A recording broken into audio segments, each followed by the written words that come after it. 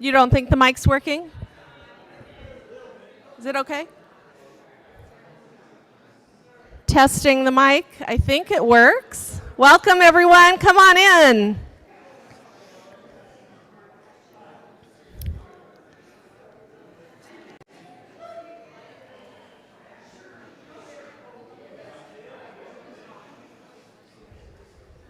All right, for all of you who have arrived and are in place, we're going to get started, and we know people will stream in as they can. Good morning. Thank you for being here. We're back. It's been 3 years since we did this. And I won't even mention 4 years ago, well, I think it was 4 years ago when we got canceled due to snow. So how lucky are we? The sun is going to shine on us. We get to be here in person. We get to advocate using our voices and our presence. And we get to meet our neighbors. So thank you. Thank you for being here. My name's Elise DeGoyer. I am the Executive Director of Faith Action Network. And this is my, thank you. I think this is my 10th IFAD here. So we're a little like, how do we do this? And we remembered. You are here from Bellingham, a carpool from Bellingham, couple different carpools from Vancouver, East Wenatchee. First time I remember East Wenatchee carpooling here, awesome. And Yakima, we have people from, and all along the I-5 corridor. We are stronger in numbers. Thank you for being here. A couple facility notes. Pastor Laura from the United Churches of Olympia couldn't be here today, so I get to tell you where the bathrooms are. The bathrooms are on both floors. On this floor, they are male-female bathrooms. On the lower floor, they're gender-neutral bathrooms. If you haven't been here before, you need to know that to go between this floor and the lower floor, there's no elevator, so there's some steps in the hallway, or you have to exit the building, go around, follow the sidewalk to the lower area. We're only really using the bathrooms and the social hall downstairs, so most everything is up here. But just so you know that. Lunch, everybody wants to know about lunch, right? Lunch is gonna arrive at 11:15. It's gonna be out on this floor, out in the middle of the registration area.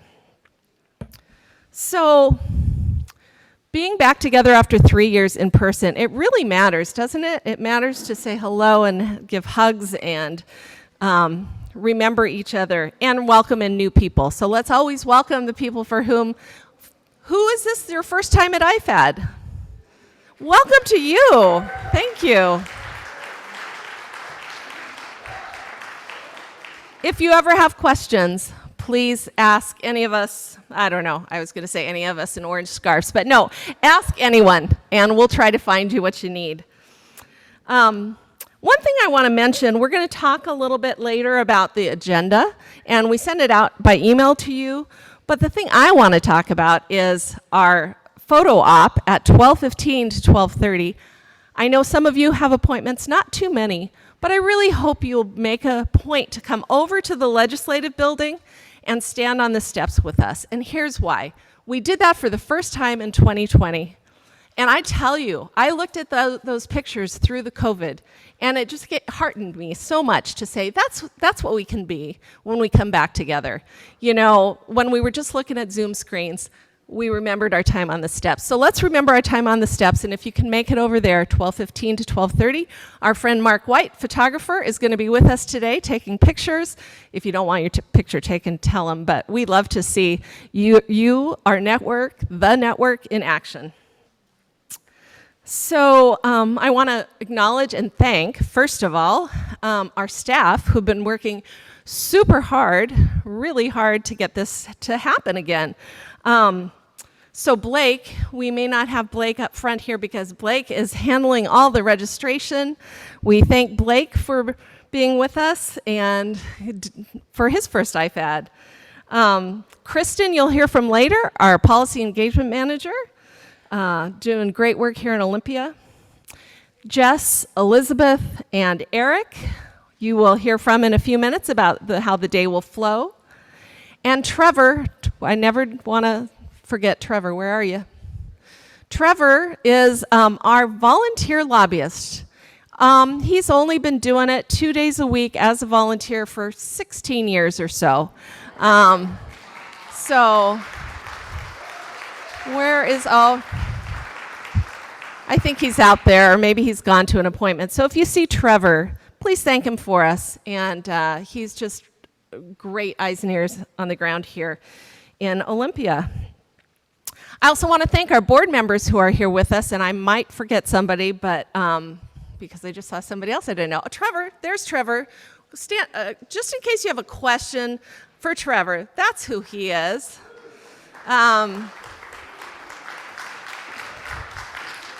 I said you'd been here a couple years, 16, but who's counting? Great. Our board members, Reverend Carol Jensen, can you stand and just wave? Carol has been our board chair for all of the time of FAN, 11 years now. And the cool thing about Carol is she's going to go over at 10 o'clock to the house, and she's going to open the house with prayer this morning on our behalf.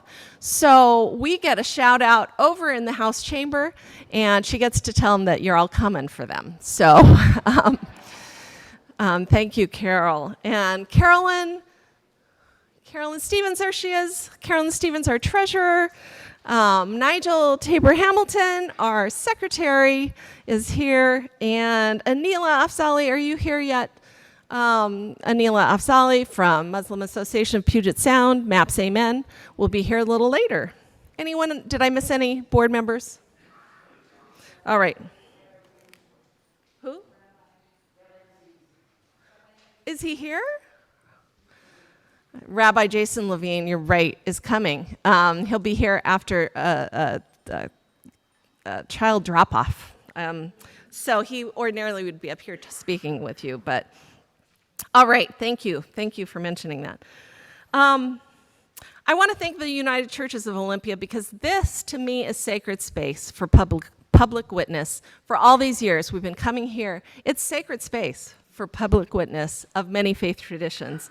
So thank you to Jane and to Severine. Oh, there's Jane.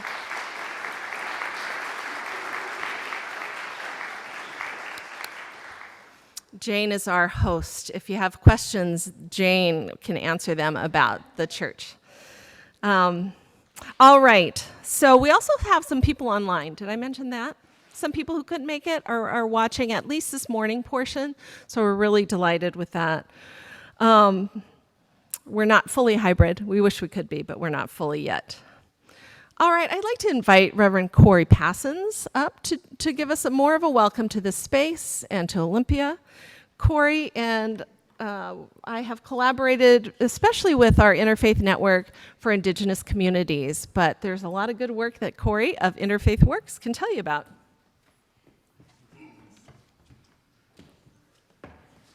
Good morning, everyone. How are you?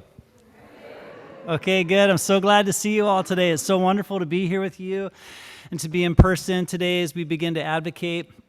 I just want to recognize that each of us come today with our own varieties of skill sets, our own interests, maybe our own backgrounds, and our own points of particularity for the things that we're trying to accomplish today. The legislative agenda for FAN is large. Each of you probably have various connections to various points of legislation, but what we're doing today is we're building a community that's in solidarity together towards an arc of justice. So I'm just so grateful for you all to come together in the various ways that we operate and work outside of today, and that we can see each other and know that we're with each other as we move together towards the Capitol and towards movement for these efforts that bring forth social justice. So thank you, and thank you, Elise, to all the work that you do. Just want to recognize you and thank you for what you do.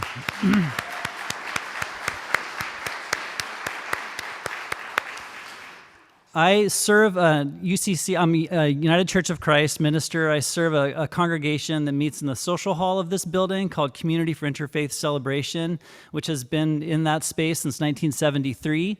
And so I also work for Interfaith Works, which is the coalition of 30-plus diverse faith communities and affiliated organizations. Thank you. That was kind of partial, but I like it. Thank you. But and it's the region's largest provider of social services for vulnerable adults experiencing homelessness. Please check out our website to learn about the new permanent supportive housing unit that we staff and the 65-bed emergency shelter that we host over on Martin Way. It's an incredible effort that's been through various grants and through associations of various organizations, and it's something to really celebrate. My work in the organization is among the coalition developing interfaith relations in that network, and it's just a joy to work among the diversity of the people who are in that organization. And our admin offices are here in the United Churches, so I literally work and I live here in the church. So this is what I do. And Interfaith Works wants to thank United Churches for being here. Pastor Laura couldn't be here today, but I feel like I'm a student ambassador to say on behalf of the United Churches, thank you. Thank you for being here, and we deeply welcome you into this space, and I hope it's a place of refreshment and sustenance as we move out and do our work. I want to offer a land acknowledgement today. This land acknowledgements are important for us to have a constant sense of remembrance, to interrupt the traditions of erasure that have happened with indigenous peoples and cultures. So today I offer this land recognition that was developed with coordination from Learning Right Relations and that was approved by the Squaxin Island Tribe. We acknowledge that Thurston County is the traditional territory of the Nisqually, Puyallup, Squaxin, and Chehalis people. The surrounding mountains, valleys, shorelines, and waterways are imbued with their living presence. May we nurture our relationship with our Coast Salish neighbors and our shared responsibility to this place, their homelands, where we mutually abide. On October 10th, Interfaith Works and Faith Action Network hosted an event right here on this space on Indigenous Peoples Day with Sarah Augustine, who's an Indigenous author and activist. And she's with a coalition to dismantle the doctrine of discovery, which are the codified laws that were built through the Christian tradition that have served as the existing and standing legal foundation for the seizure of Indigenous lands, completely legal under the precedents built up by the doctrine of discovery. What we learned, one of the ways that we can engage individually is that we can ask 3 questions. Who are the people who are the original inhabitants of the place where I live? What mechanism displaced those people? Where are they today? So I leave you with that invitation for your own places of where you live, and just want to welcome you again as we start our work today. Thank you. Thanks, Elise.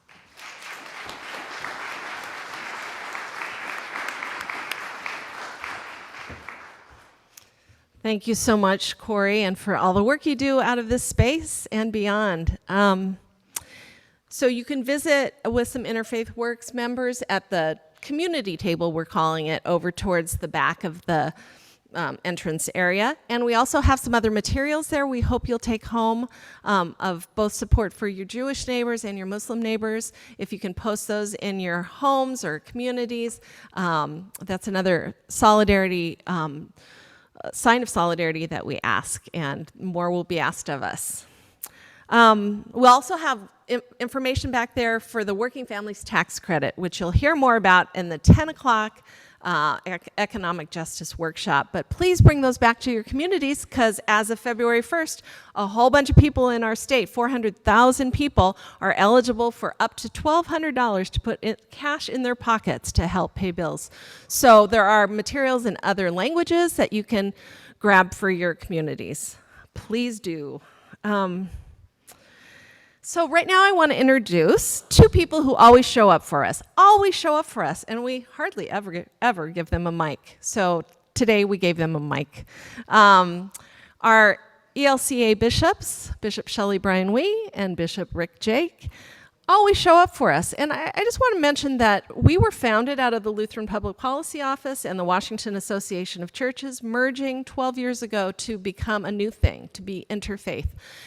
But it's really important for us to remember the many Lutherans of you that are part of our network and the interfaith spirit that comes from your tradition.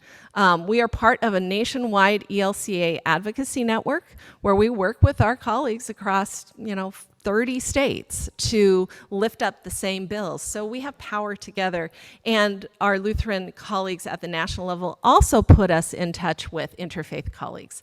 So I would like to welcome Bishop Shelley and Bishop Rick to offer a reflection.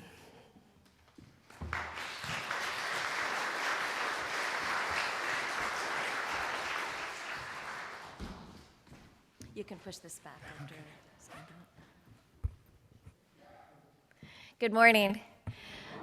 What a pleasure and a joy to be with you today. I was reflecting on some of the times when I've been unable to be here because we've had snow. Remember that huge snow that we had? When was that? Like 2018, 20? And then there was this pandemic. And so it is such a joy to be with you.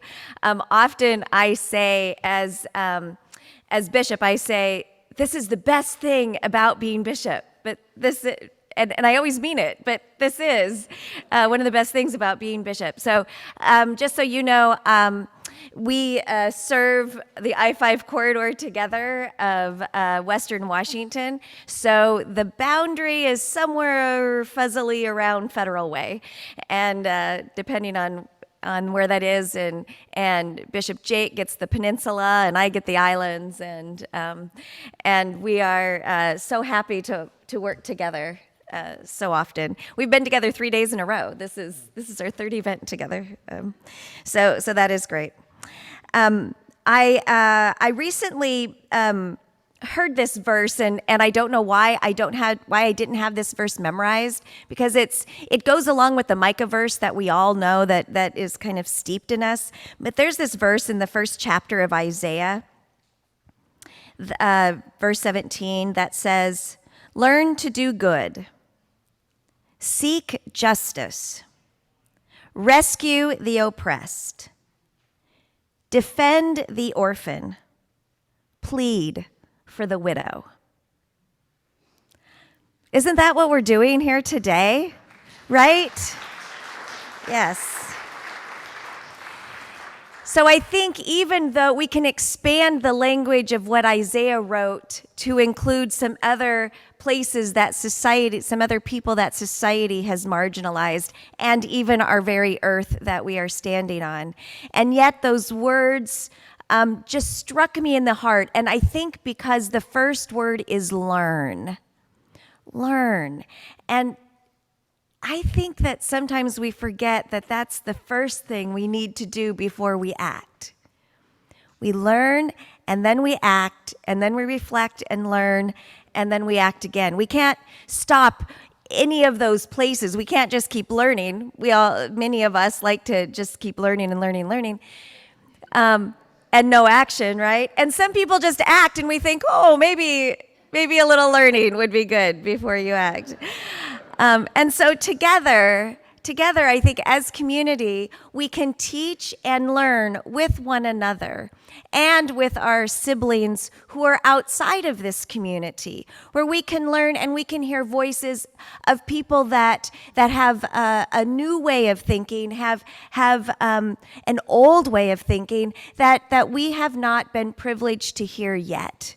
And so I am so excited to be here. I will say that I was a board member back when I was a young pastor, when it was Lutheran Public Policy Office, long time ago, I don't know, I've been a pastor a long time, but a long time ago. And I am so thankful that we have expanded to FAN, that we have interfaith voices, that we have such dedicated and wonderful people here. And so as we go forward, as we act, and as we learn, may we remember these words from Isaiah, that we are speaking for all the people whose voices are unfortunately not being spoken today, and yet we may speak today. Amen.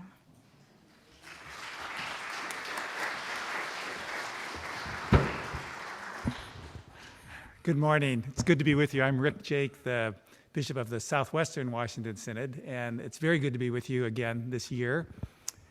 I remember when I was in about 6th grade, I grew up in West Seattle and went to a Lutheran parochial school, Hope Lutheran School in West Seattle, and we took a class trip down to Olympia and ended up visiting the governor's office. Governor Rossellini was the governor at that time. Some of you will remember Governor Rossellini.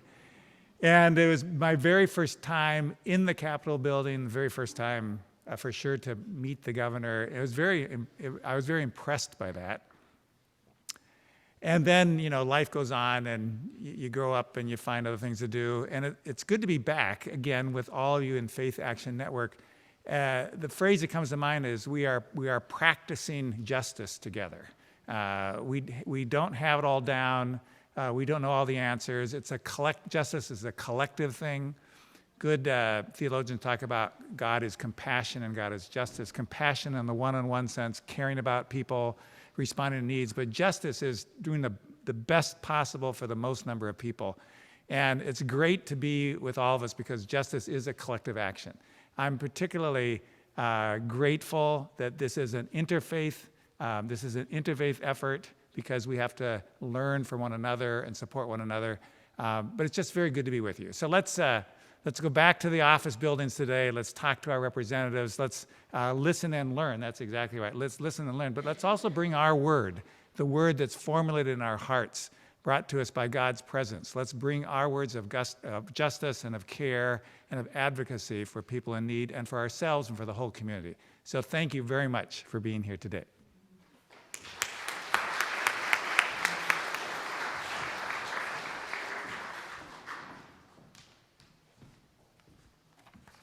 Thank you both so much. We're running over, so we'll get you up here in 1 minute. I want to shout out to another group that just came with lots of energy today, and I see some green shirts out there, and that would be the Poor People's Campaign.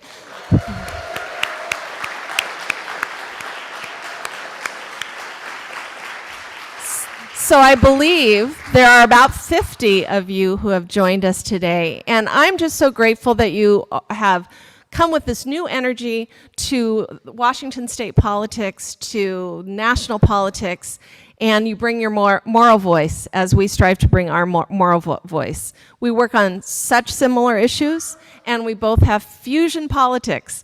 We see the connections between everything. So thank you for being here. I hope we make room to hear and to learn, as Bishop Shelley said, from the voices of people who are impacted by policies that we work on.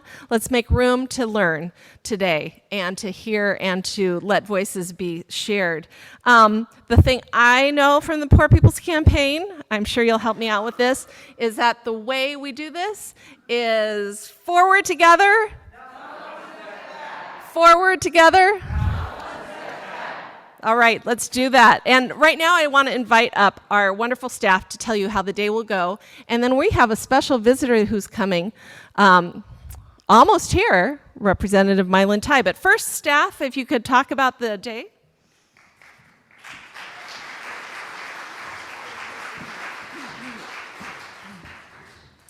Good morning. I'm Jess Ingman coming from East Wenatchee, Washington, and North Central Washington Regional Coordinator.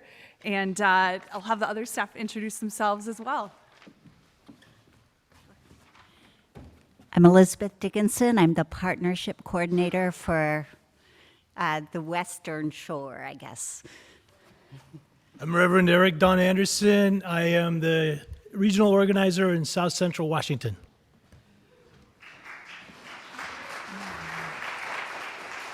We're so glad to be with you today. And on the TV here, monitor, you can see kind of a breakdown of our agenda.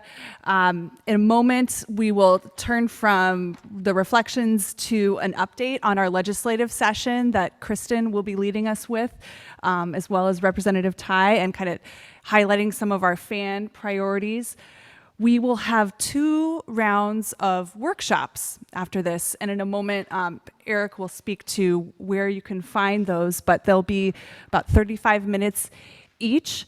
And then after our workshops, there will be lunch available outside in the sanctuary, and that will be a great time to caucus while eating, connect with folks in your district, and make our plans for those afternoon meetings. Then at 12:15, by 12:15, we're going to want to be at the Capitol steps for our group photo. And as you go through the afternoon and attend appointments, there will be in the Sherberg building, conference room ABC will be open for fan attendees to use in between meetings. And then this church space will be open until 3:30 p.m. To meet carpool groups or to come back here. So that is some of the general flow. And then I want to maybe turn it over to Elizabeth to say a word about our caucuses.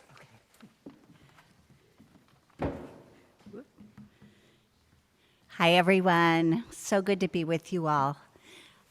So a word on caucuses, the legislative district caucuses, which begin at 11:20, I think. The way to meet up with your fellow districts is through these numbers that are around here. And some of you have big groups, like we're up to 22, I think, in one legislative district.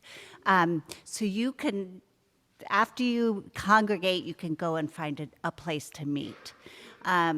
So the major job that you have is to decide which couple issues you want to talk about together with your legislator, identify who's going to be doing the talking, but reflective of everyone. There are some of you who have really close back-to-back meetings, and we apologize for that. So you could either decide to divide up or, book it. So whatever you could do about that. And there's some COVID protocols in some offices that are limiting the number of people. So take a look at your sheet of paper, and there are some notes about that, and you may need to divide up. I think that's good enough.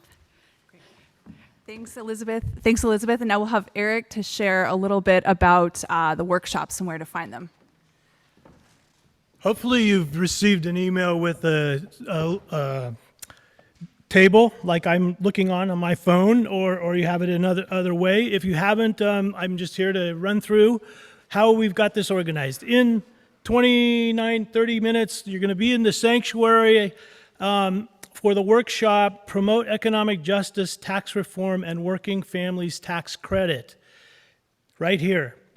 And if you're going to the workshop, Immigrant and Refugee Rights, that is going to be in the chapel, which is across the open area from this room.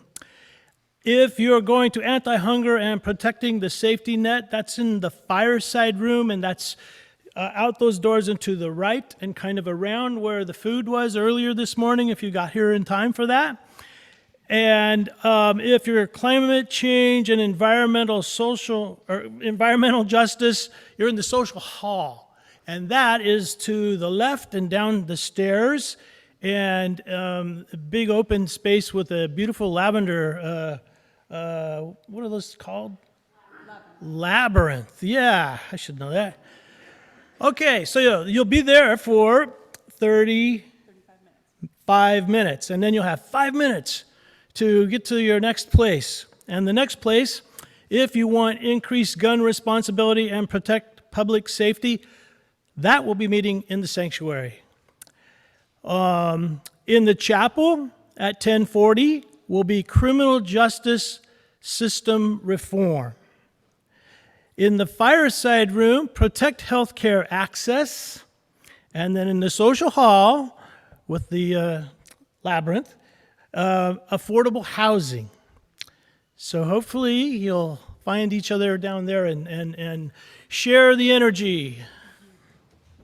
And I'd like to just add that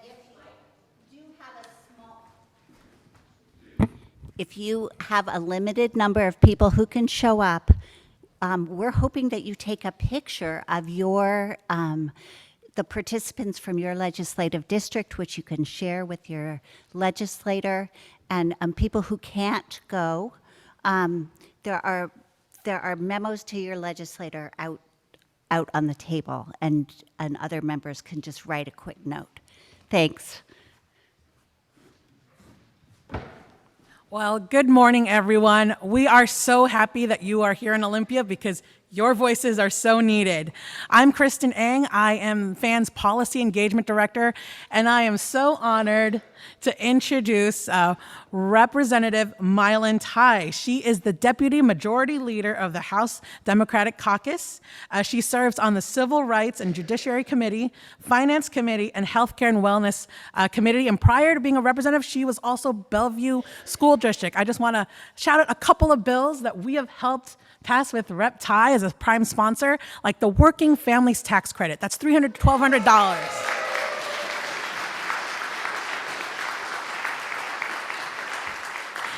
And I hope every single faith community that's part of FAN will push that out there, because that is $300 to $1,200 into the pockets of everyday people annually. That's life-saving cash. And the other thing from last year that all of us wrote letters to every single legislator that we could, that Rep. Tai pushed, was about $30 million for refugee support.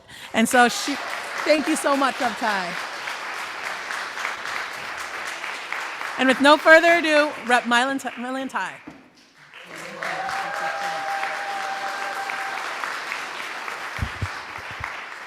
Thank you so much. Good morning. Thank you so much for your advocacy. I was standing back there and I was thinking, oh, is it possible that I can just scream from the top of my lung without this microphone? Because that's how I feel like I can actually move around instead of being stuck at the podium. And so you might see that happen. And if I was not loud enough, I promise I'd come back to the microphone. It's just, and then we was chatting back there how wonderful it is to see each other in person, that human connection. And honestly, that is the reason why I'm doing what I'm doing, and I'm hoping that's the reason why you are doing what you are doing, is about human connection. Most of the legislation that I would agree or choose or have the honor to prime sponsor is about the humanity of us, is about seeing each of us as who we are. And I wrote down all the important workshop that you will get through the day, and I'm thinking, oh yeah, that's important to me. Oh yeah, that's important to me. Oh yeah, that's important to me. And I couldn't thank you enough. And I think in the name of your organization, Faith Action Network,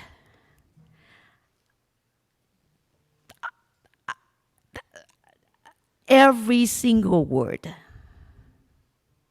exude love. And so I want to, because I don't think I have a chance to really personally thank you for sharing your love through your faith, and not just saying it with word, but through your action, and not acting alone, but building up the network. Because when we are together, we are stronger. Nothing can stop us. So when Kristen mentioned the Working Families Tax Credit, including I-10 filer, and we know who need to use I-10 to file their tax. These are the people who want to pay tax when they work, and our tax credit should not exclude them, because everything in our system exclude them. We exclude them from seeing their own humanity. We exclude them from knowing that they too having families, they are brother and sister, they are father and mother, they are child, they are children of someone, they are loved, and they have the capacity to love. And I think that is critically important for this year. We are expanding the working family tax credit to include 18 years old and 65 years and older. It's like what breaks my heart, especially our 65 years and older who fall under certain poverty level couldn't really afford not to work. Remember, the one big piece about this tax credit is you have to work, right? And recognizing 18 years starting to be in the workforce, and they are not being seen and recognized that they too pay into, they too are the backbone of our Washington state growth. So I will tell you right now, that bill is going to be exec out of Finance Committee today, this afternoon.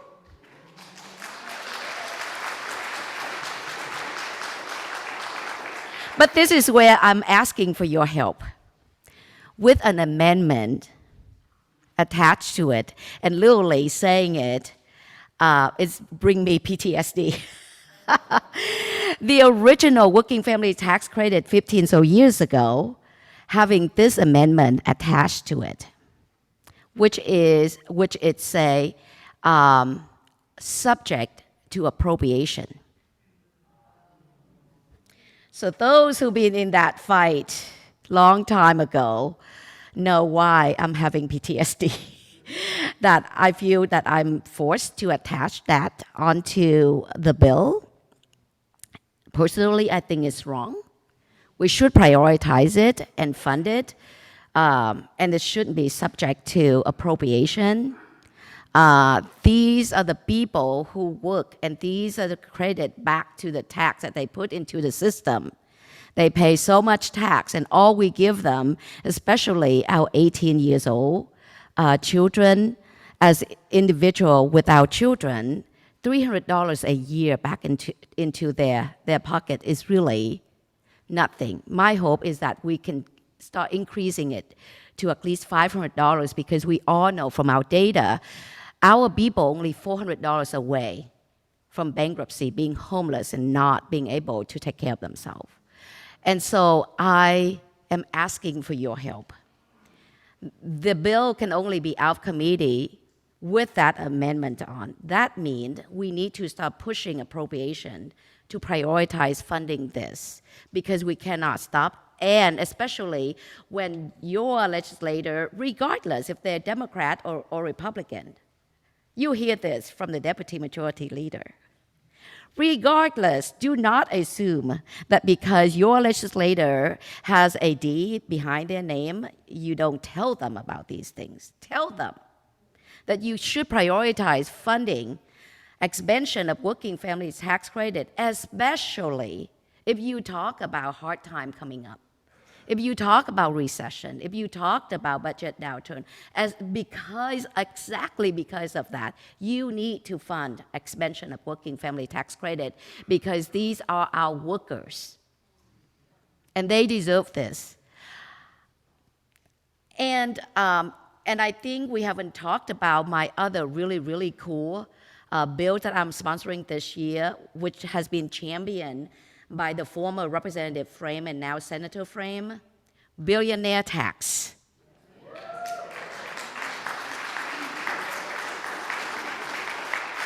And I'm going to close quickly because I know you need to get to where you need to go because I can be with you and sit with you and talk to you days after days after days because we have so much work to be done. Billionaire tax, the reason why I am the prime sponsor in the House, well, obviously because I care deeply about the equity and the fairness of our entire system. But more importantly, if we have any of the individual who, my constituent in the 41st Legislative District, 41st Legislative District will be the #1 district, when this passed, have the most individual who have the privilege to pay this tax. Also,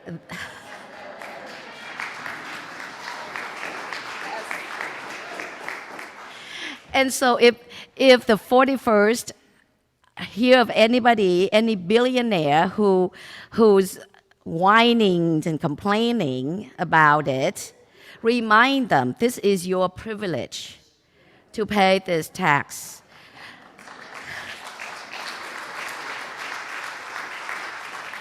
The second district follow the 41st is 48th. 48th. The third is 43rd. Fourth is 45th. And fifth is 36th. So if you remember 41st, 48th, 43rd, 45th, 36th, those are the districts. If you go and talk to your legislators, they are Democrat, I think, both in the House and the Senate, making sure you ask them to be your champion in passing wealth tax this year, because we cannot wait. And I thank you.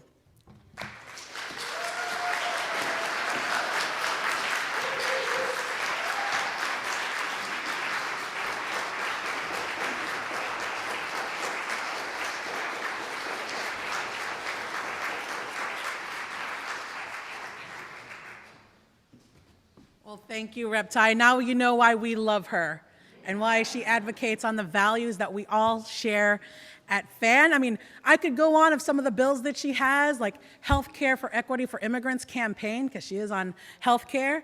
But like I was telling you, you are here at the right time, because February 17th is the policy cutoff. Where we are in the bills process is that they are hearing all the bills in all the different policy committees, whether that's civil rights or whether that's law and justice. You have the chance to persuade your legislators to pass these bills. This is a 105-day long session this year, and we are on week 5. It's still early, but I also say it's a critical time because we are here at the legislature post-pandemic. I think we've had a lot of time to reflect, a lot of time to evaluate, and I always called the pandemic, the COVID-19 was a great reveal about what is happening to our society, where are the cracks, and also what is the good, because we did all come together and provide mutual aid. We did not, as some of the movies like to show, devolved into people who just took care of themselves. We looked out for each other. But when we're taking a look at what kind of vision we want for the world, I often think that people of faith are very persistent, strong, and compassionate, and are very much needed. Their voice are very much needed here right now, because this is my first year in person at the Capitol doing this advocacy, and it can be like a dome and a bubble. I know people live outside the world, but we need to hear what the needs are. I'm going to specifically call out our legislative agenda, and it is large. People say, like, why is it all over the place? Because we believe an injustice anywhere is injustice everywhere. A solution in one section is also part of the solution in other section. You can't have environmental justice and housing as separate, because they're actually connected, whether that's criminal justice reform, promoting economic justice, whether that's tax reform and our social safety net. Those two are actually intertwined. And that's why we won all those things last year, was because we were able to defend against broad tax cuts so we could have those wins and the safety net.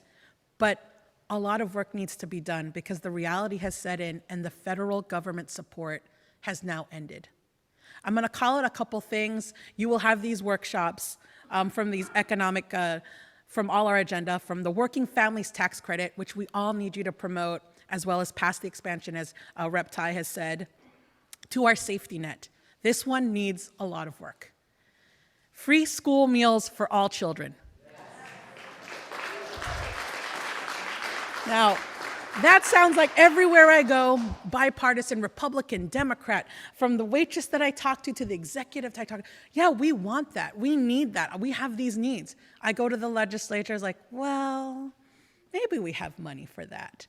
And I was this would actually address the learning loss that they're all talking about. end child hunger, the lunch debt, the shaming. But we need help on the Senate Ways and Means Committee. We need help on the House Appropriations. At this point in the legislature, even though things are passing, it is all about the money. And our budget should reflect our values. We should be feeding our children. So free school meals needs a lot of help. I'm just going to put it out there. And the one that is really an emergency is House Bill 1784. This is concerning hunger relief. The federal emergency allotment of food will end in February 2023. We will lose $93 million a month to our state by that time. And that was to our food banks, to senior meals, incentivized fruit and vegetables. There has been a bill that was put out there by Rep. Gregerson and Ormsby. It is to address that we need action now. So this is an early action adoption, and we need to have our legislature be on board quickly so we can get this money out ASAP, as soon as possible. Because when emergency ended, they took out a lot of people's benefits. So people that maybe were getting $200 will now get $20. Or the food banks. The food banks, they did not see a decrease in need post-pandemic. They're seeing more of a need because of high inflation costs and also housing. So we need you there. I'm just going to call out those because those need a lot of help. And we also have the criminal justice reform, solitary confinement. I always tell people, like, it doesn't matter if there's 700 or 1. The faith communities will be there for the 1. And real labor, real wages. This is a fundamental change, like a revolutionary change in terms of incarcerated persons receiving minimum wage. We all say, revolutionaries always talk about the value of work and feeling that and whatnot, but why do we pay them 49 cents? And how are they going to have successful entry or pay for victim restitution or any sorts of thing? And why do we charge them more than the airports for some regular goods when they're pretty much caged there? And so this one will be talked about in the criminal justice reform and gun responsibility. I've heard from many of you, from faith communities have taken this up, from Emmanuel Presbyterian, who's done a workshop and to promote this, and there will be a lot. There will be this ban on the sale of assault weapons. There is firearms permit requirements. There's also still police accountability. Rep. Ty I see some snaps over there. So Rep. Ty also is one of the sponsors for our police accountability bills. That's House Bill 1025. Those of you who are going to that section, there'll be 4 of the 4 bills. And that is to remove qualified immunity so that families can seek a civil remedy and action. And an interesting one is that I've heard this from our Vancouver folks in Clark County, that they wanted the AG to be able to step in to take a look at systemic abuses. Not just incidents, but is this a systemic issue that's not being taken care of? And I heard that when we did our summit over there, and this is a bill to address that. For affordable housing, I don't need to tell you that this is the #1 priority this year. Everyone knows this, and I think we as people of faith, we always see a vision. Everyone is housed, everyone is fed, everyone feels their potential, and I think we need people to know this in the legislature. The money people need to know this. And there is a lot of bills out there in terms of rent, in terms of the bonds, the $4 billion governor bond, which will be hard, so we need to press our legislators to do more in terms of providing housing. And then there's climate change. There's people planning for, our government should be planning, and our local city, county leaders should be planning to reduce GHG as well as plan for climate resiliency, because it's no longer a question if it's here, if it exists, climate change, it's happening. It's happening and it's accelerating. And with that is modernizing our recycling system, as well as because we are experiencing extreme weather, we are also asking for extreme heat utility shut-off moratorium, which clean water and your utilities should be provided for you during these emergencies. 157 people died in our extreme heat of 2021. And this, I don't foresee us not having, I see us having extreme heat and extreme colds in the future. And we'll need this to save lives. And then, of course, there's healthcare access. We all need this, and there'll be a workshop for that. And of course, we support our immigrant and refugee community, particularly the unemployment insurance for undocumented workers. We called them essential. They work through this pandemic. They deserve our support, and actually also helps our community when they have support. As well as the Healthcare for Equity campaign. I'm trying to make this short because I know you're so excited to get to your workshops, and there is plenty. If you've seen our legislative agenda online, our bill tracker, there is so much, and if you have any questions, you can always come to me. I'll put out cards, and to everybody who is coming to us, this legislative agenda did not just come from one person or a group of people. It came from all of you, came from the board. We also have so many coalition partners like the Washington Low Income Housing Association, who their experts will be here to present about housing, or from Earth Ministry, who's here, who will talk about the climate bills. Every single one of these sections came from a collaboration of thousands and many, many hundreds of organizations, healthcare organizations. We are part of the Healthcare is a Human Right. So together with our solidarity, we are hoping to build the kind of world we want, the kind of world that shares in our values. And like I said, I am so happy to see you there. We're so happy because you are so needed today. You are the witnesses to your communities, and your lived experience, it doesn't have to be perfect. Sometimes people's perfections prevent them from acting. But your lived experience, your witness of what's happening in your community, that's what needs to be heard by our legislatures. We are trying to reach their hearts, minds, and souls and move them. So thank you for being here today.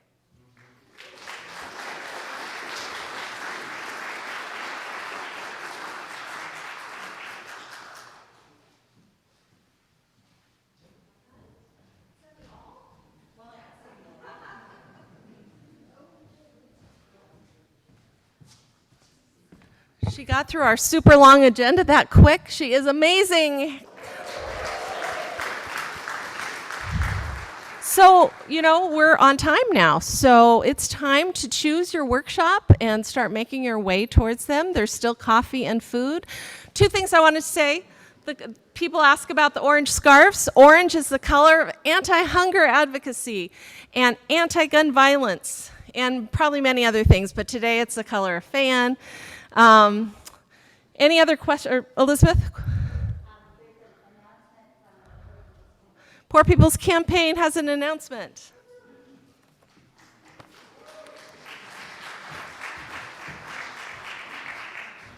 Thank you. First of all, I would like to thank FAN because you guys have put together an awesome program, and it really is a moral program. And I want to export FAN to every other state that the Poor People's Campaign is in because you're doing such a great job. So we're going to try to do some other events, and we want to have people meet us to talk about other event planning. So when you're finished with your legislative meetings, come on back, especially after the photo op, come on back. And we will also take an extra photo at the photo op with just people who are supporting the Poor People's Campaign. So thank you very much. Thank you. We have time for one question. Does anyone have a question? I know. We should have time for lots, but questions? There's a Wi-Fi password if you need it. Talk to Blake out at the table. It's hanging on the wall in the library if you need the Wi-Fi passcode. Most of all, there's a question.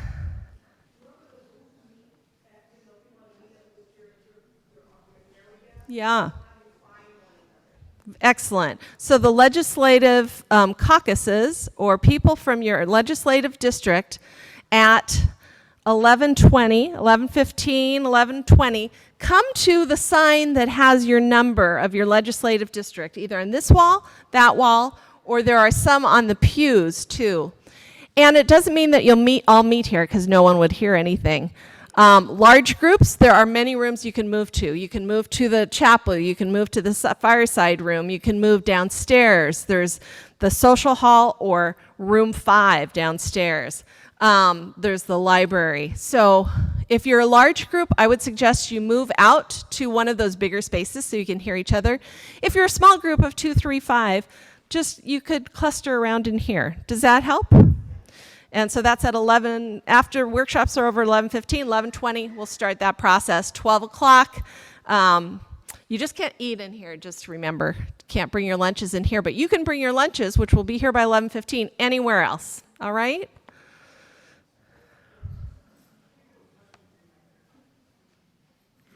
Oh, parking, if you've parked on this campus in any form, either above, below, to the side, please move your car. Kitty corner, that way, is a public lot where you can pay by a machine, $2 an hour. You just select how many hours you're going to be here. But if you park downstairs or up above here on the campus, please move your car. There's another group coming in the afternoon. Y'all are great. How are we going to do this? Forward together? Forward together? Do it for a third time. Forward together!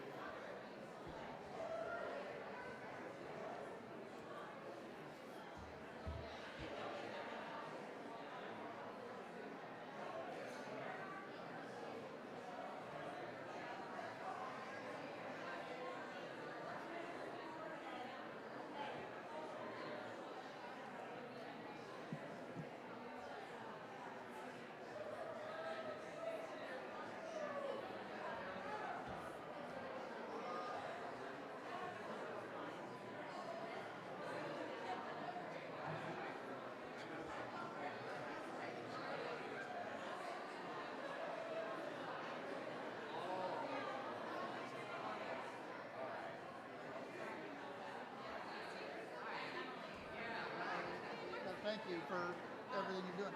So our little caucus, our little district, we have something at 11:30. It's to get over there. I mean, I don't even know the other people or how to make, and that's all going to be after they start, or it's before they start caucusing. There's a few early meetings. So Let me see if I know any of them that I can point to. Oh, I don't know. Here.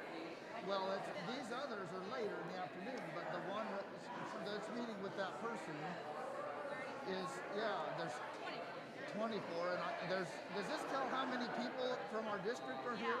Yeah. Okay. So 24, Chris Thomas, Julie Cochran. This is Chris. Okay, Julie We Cochran, can get Kelly it. Olson, and So I don't know. Julie Cochran. I do know her. Are you guys are from the peninsula? Yeah, first time, never been here. I'm Blake's father-in-law.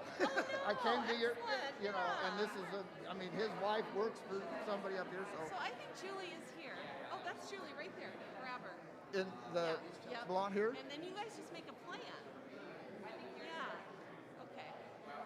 That's Julie right there. Thanks. Good luck. Okay.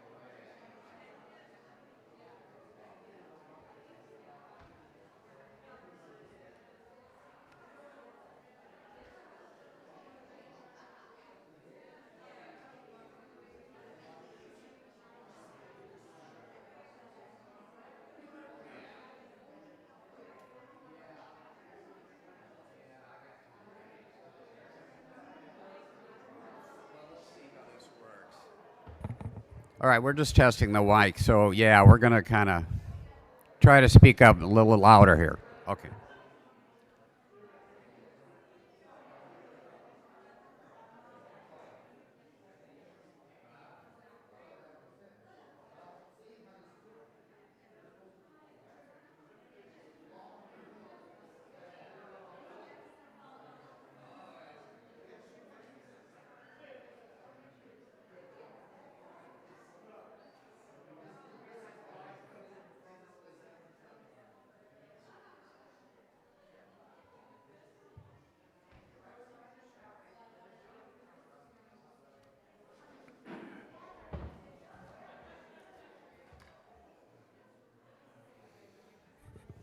Okay, I think we're going to get going in about 1 minute. So we want to be mindful of our own time. We're only going to do this session once, and there's a group coming in after us. So got about 1 minute, and we'll get started.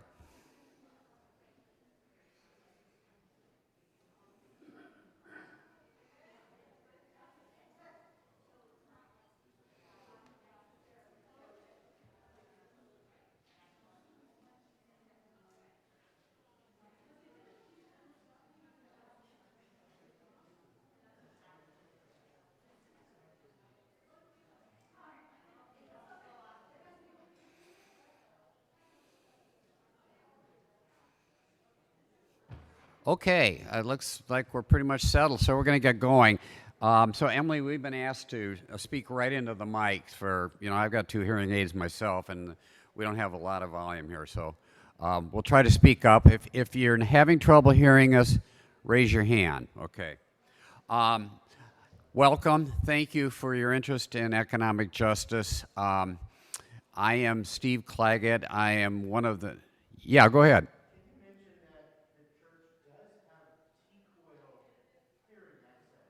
Oh. All right. Okay. There is hearing-assisted devices, so I guess you just go out in the lobby there and talk to somebody, and you can get if you need. Yeah. Okay. So I'm Steve Claggett, a co-leader of a FANS Economic Justice Working Group. This is an active group. We've had this group going since about, 2015, 2016. First things we worked on was the state minimum wage initiative. We got more signatures out of FAN than any other non-labor group for that initiative, and it passed, and that's why we have the statewide minimum wage. So give yourselves a hand. Second thing we worked on was capital gains tax. We got that passed, and we're trying to get a favorable ruling from the state Supreme Court to move that forward. See if I can get this thing to work. There we go. We always show this graph. This is the Institute for Taxation and Economic Policy. That line going down on the left, that's sinking further, so much further than any other state, that's Washington State. That's showing our tax regressivity. Our lowest percentile by income, the lowest 20% of households by income, pay massively more in taxes than any other group in any other state. I think Florida's next up, and you can see the difference there. We're higher than 12% of their household income goes to taxes in Washington State for low-income people versus the next worst is Florida at 9%. Should we get this clicker to work? Okay, capital gains. I mentioned that it's in the state Supreme Court. If you're interested in this issue and why it's constitutional, go to the SeattleTimes.com and put in capital gains in Hugh Spitzer, Spitzer. He's a UW law professor on constitutional and our Washington State law, and there's good information there about why this thing is not, as some claim, against our state constitution. This is our economic justice agenda, and working families tax credits, top top one there, and Emily Vinanik of the Washington State Budget and Policy Center is going to come up and speak, and I'm going to turn it over really quickly to her for about 10 minutes to explain where we are on that. And Representative Ty, as you heard, is just a big proponent and got us started on that. And then I'm going to go over the other items. So Emily, you want to come up now?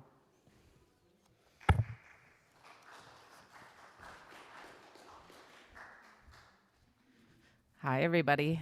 Can you hear me okay? Great. I'm going to try to talk loudly today. I don't have slides, so we're just going to keep it on this today. But I don't know if you all are aware of how exciting of a time it is for the Working Families Tax Credit, because not only are we finding ourselves in the middle of an exciting legislative session where we're trying to expand and make the credit more accessible, we're also in the midst of actively launching the credit for the very, very first time for Washingtonians.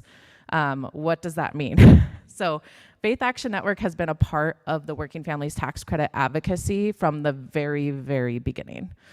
Faith Action Network was here in 2007 when the first advocacy around the Working Families Tax Credit started. And for some of the folks who either are in this room or are part of Faith Action Network for a very long time, you might know that in 2008, the Working Families Tax Credit was first established. It was written into law, but it was never funded. So that critical life-saving cash support that we know communities can benefit and thrive with was just sitting on the books, waiting to get out to people. And you might know from that graph that Steve just shared, we're a state without an income tax, so we have a deeply, deeply regressive tax code. So not only was this credit lane unfunded, a very powerful mechanism to be able to support communities wasn't actually built. The infrastructure was not there. So we, over a long period of time, you can tell, 2008 is quite a long time ago now, like almost 15 years now.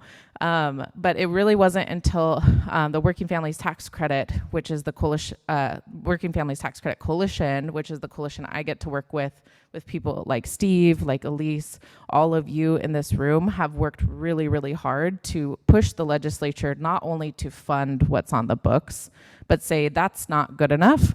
We need to expand it and make this credit more expansive and more inclusive of folks like undocumented immigrants, and make the credit just way, way more than what was envisioned in 2008. So that vision was realized in 2021. So you might know that 2021 marks our first full year into that global pandemic, the COVID-19 pandemic that we still find ourselves in. In 2021, the legislature, the conversation around what it meant to support communities through direct cash resources, the conversation dramatically shifted. For a long time, the conversation was, well, is this enough? Like, what does it mean to support communities? Is this refund going to do anything to stabilize communities? But we saw those early months of the pandemic with cash stimulus payments, just how critical the power to choose how you spend your resources was, not only for a global pandemic and trying to stay safe, but to support yourselves and make the decisions that you know you need to make in times of crisis or not times of crisis. So we saw the conversation change really dramatically. It really lit a fire under all of the coalitions to say, not only do we need to fund this, we need to make this as big as we can make it. And so what passed in 2021 is what is reaching communities right now. I know myself and many other members of the coalition are actively working in this moment to connect people to the Working Families Tax Credit. I'm volunteering as a free tax preparer in the Beacon Hill neighborhood of Seattle, where I live, and have already helped several people apply for the Working Families Tax Credit, getting $600, $900, or $1,200 back in their pockets just from this tax credit. And that goes a really, really, really long way. So I wanted to add that context as to how we find ourselves here, because it's really important to understand kind of how we're approaching where we go from this moment. Steve mentioned before, and I think I might have just dove into the Working Families Tax Credit history without formally introducing myself.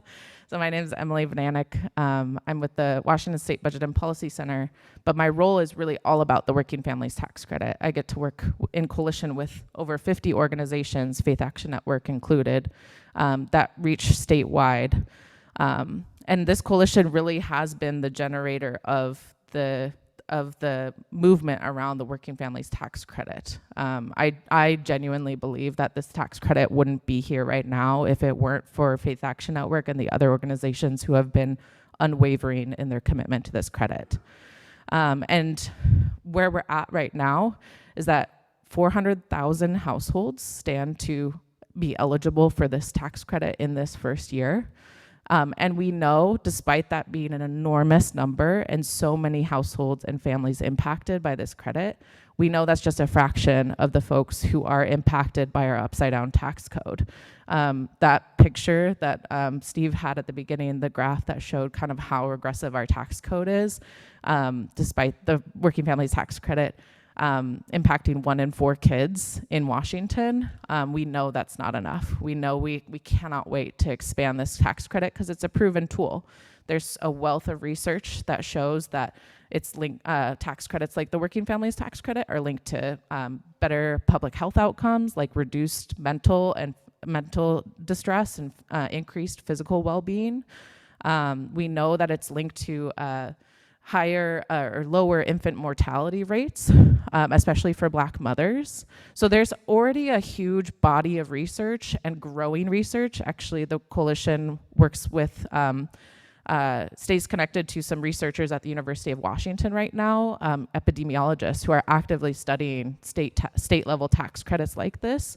And how that is linked to harm reduction, decreased gun violence, decreased childhood maltreatment. The list goes on. And I know that I'm talking to a whole host of folks who know this issue and know why economic justice is a core piece of the puzzle when it comes to supporting people. We got to look at both ends of the spectrum, not only taxation, but how are we redistributing that wealth that we have in our communities to support communities. So that's where our strategy for the 2021 legislative session kind of comes in. The coalition, we're really, really focused on making sure that people know about the tax credit. I see my coworker Leela just arrived in the back there, and Leela has been working really, really hard with a whole host of members of the coalition to make sure folks know about the credit, know how to access it, know how to apply for it. But the 2 bills that we're choosing to prioritize this year are the result of a long, long time of the coalition not only working hard to set this program up and seeing what kind of statutory changes we know we need to make, but it's also a result of a lot of iterative conversations to say, okay, if we're not going to wait to expand this program, how do we do it really thoughtfully and make sure that we're addressing eligibility gaps that exist in the program? We know that the foundation that was set in 2021 was really, really strong. It's one of the strongest foundations for a state tax credit that I personally know, and I've been doing stuff around taxes for a really, really long time, and have learned about different state tax codes that are much more progressive than ours. But this tax credit is really, truly designed in a way to really meet the needs of Washingtonians. But when I talk about eligibility gaps, that's where I want to talk about HB 1075. Who all heard Rep. Ty this morning? Did y'all hear? Isn't she amazing? She's honestly a really big model and example of how a lawmaker can act as a conduit for community voices. We work with Rep. Ty and have worked with Rep. Ty for several years now. She was the prime sponsor on the 2021 legislation. And we're working with her now to make sure that everyone 18 and older can access the credit, even if you don't have a child. So right now, there's because the Working Families Tax Credit is connected eligibility-wise to the federal earned income tax credit, there's this wonky stipulation for folks who do not have kids. So if you have kids, you're not subject to any age restriction, so it doesn't apply to you if you have a qualifying child. But the minute you don't have a qualifying child, you have to be at least 25 and under the age of 65. So notably, that excludes 2 age groups that we know are facing some of the biggest barriers to accessing public benefits, but also facing some of the biggest increases in poverty. So we know that 18 to 24-year-old group, that is the age group that experiences the highest rates of poverty across the United States. And that 65 plus group was the only age group last year to experience an increase in poverty. So we know something is going wrong there, and we know we can be better supporting those age groups, and expanding the Working Families Tax Credit to effectively create an age base, but not an age ceiling, is one way that we think that we can really, really support communities. I was just talking to one of the members of the coalition who is helping file people's taxes for free, who helped a 64-year-old do their taxes, apply for the Working Families Tax Credit, and get $300 back from that. But next year, they will not be able to access that if we don't make this change. So that's the kind of stakes that we're talking about. People who are experiencing the exact same rates of poverty, the exact same kind of instability, can benefit from this, but are excluded simply because of their age. The last bill I want to talk about really briefly is 1477, and then I'll wrap up.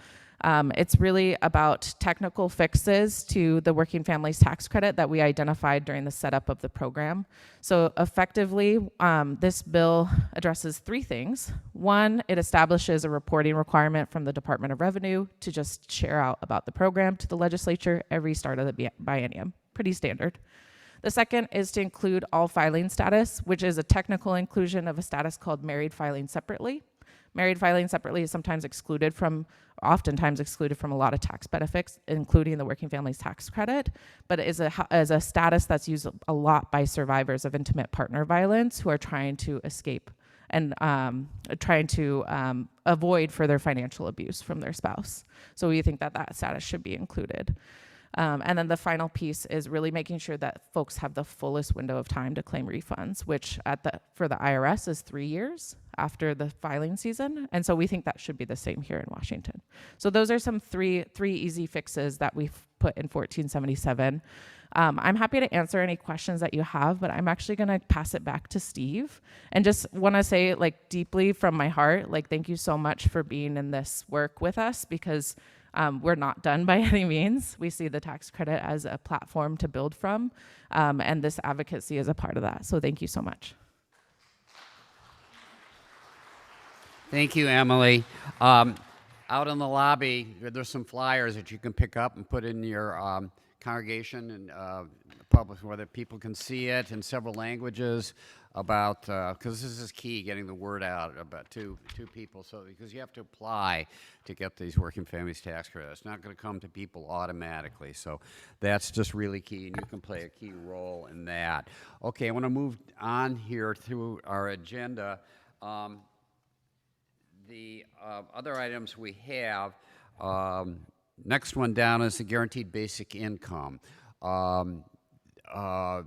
Times are changing. More and more people's jobs are being done by machines. There may come a time in the future when most jobs will be done by machines, and people are going to get displaced. And more and more economists and others are looking to either universal income or guaranteed basic income. Universal gives everybody a certain amount. It's a Scandinavian model. The guaranteed basic income is a means test. If you're low income, you have the right to get a certain amount of money per month, and it's just another way to redistribute money and to reduce regressivity, become a more progressive state.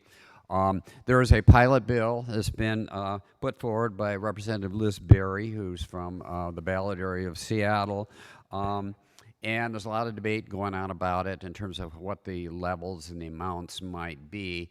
The key thing is we ought to, in my opinion, and fans, we ought to try something. Tacoma did a pilot project. Everywhere they've tried a pilot project with guaranteed basic income, the economists have studied those, and the results coming out that these are incredible success. When you give people the right to choose for themselves how they want to apply money, people do incredible things to improve their lives, as opposed to what we have now, which is pretty much a system where you can go apply for a certain kind of assistance, but it may not be exactly what you want. So I encourage you to support a bill of this sort. We'll have questions in a minute at the end. We're leaving time. Baby bonds. This proposal to pretty much allow, set up a Washington Future Fund. There'd be about anybody who's eligible for Medicaid and their family is eligible for Medicaid. At birth, each child would be given a deposit of money that would grow over their earlier years, and then about age 18 to 30, they'd have the right to tap into that for various education or some way to improve their lives. This needs our support as well. Wealth tax on billionaires. This would another way to call it is extreme wealth tax, because it only would apply to people who have income or have assets over $250 million would pay a tax on their wealth in excess of $250 million of 1%. This would bring in our state, because we have a number of people in this category, a huge amount of money that would be then another way to shift that money to people of lesser means and to become a more progressive state. And finally, on our agenda is to repeal the statewide advisory votes. This is a Tim Eyman item from a number of years ago, and it litters our ballots, and you know, young people voting for the first time see these things and what is this? I'm asked to vote on something that's already been passed by our representatives, so we want this thing to be repealed.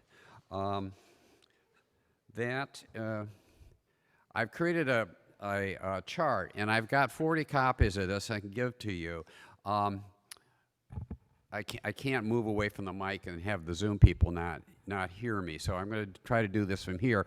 At the top, you see where it says district rep. That's district representative or Senate, and there are a number of districts listed there by the committees, and these are the key. There are 5 committees that are holding all the legislation on our 6 areas that you see, or was it 6, 5, 6? 6 areas there. So if you do use that matrix, you can see where the bills are and in what committee, and then what legislative district has people on those committees. So that today when you go out to meet with your people, look across that top and see if you see your district listed, and look down and you'll see what the bill is, and you'll see what the agenda item is, and that'll help you at least in the economic justice area to push our stuff forward.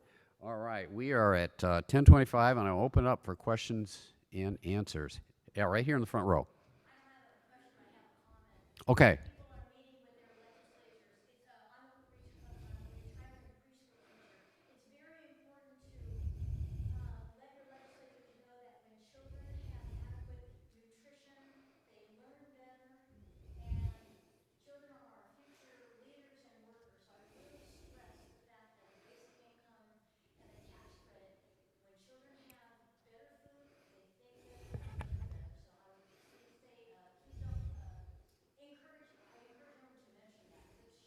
Okay, that's great. Emily, I'm going to ask you or somebody, that's a roving mic there. That mic is live. If somebody could walk it around, that'll help. It should be anyway. Yeah, I'm hearing it. Hello? Okay, another question? Yes, sir. Just a minute till the mic gets to you. Hi, my name is Reggie Avant. I'm from District 37. I am a pastor at Madrona Grace Presbyterian Church in Seattle. I want more information about the working tax. Just want to make sure I'm clear about it. As far as working, I thought I heard somebody said you don't have to be working, you have to be working. I just want to make sure I have the right information as I talk about that. Yeah, Emily can answer that. Why don't you just take the mic, and I'll repeat for the question is, do you have to be working in order to take it and get the tax credit? Yeah, so this is a great question. So it is based off your earned income, because it's the working families tax credit, the kind of origin idea for it was based on the federal earned income tax credit, which is considered one of the best anti-poverty tools that the federal government has. And within that eligibility, it's based on your earned income. So an example of unearned income would be like disability benefits. Another example is Social Security benefits are considered unearned income. Those are considered payments in the IRS's eyes to you. Earned income are things like, you know, if you get a W-2 at the end of the year, you could be self-employed. Maybe you're working an Uber or Lyft job, something like that. Anything that you're kind of like working to earn money would qualify you for this, and you only need $1 in order to qualify for the maximum. Thanks. Let's see. Let's go over here. And then you'll be next over here. Good morning. There's no companion bill for HB 1045 yet. Is there anyone in the Senate that might support that bill that we should be talking to today about creating a bill, You know, a companion I don't bill? know the answer to that. Kristen Kristen had been in the back of the room. She's not here. Oh, there she is. Maybe over you, Emily. We're still looking.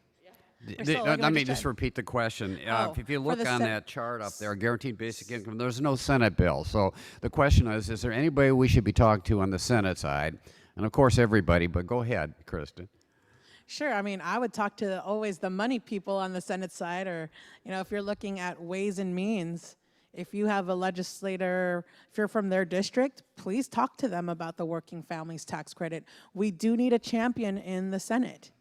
This Working Families Tax Credit is actually touted by both Republicans and Democrats, but now it's a matter of actually passing the bills. Because when I see their websites, they're all claiming the Working Families Tax Credit as theirs. But we do need it to expand and do these technical fixes. In the House, it's looking good, but once it passes the House, we will need a champion in the Senate to pass it through, because it needs both houses.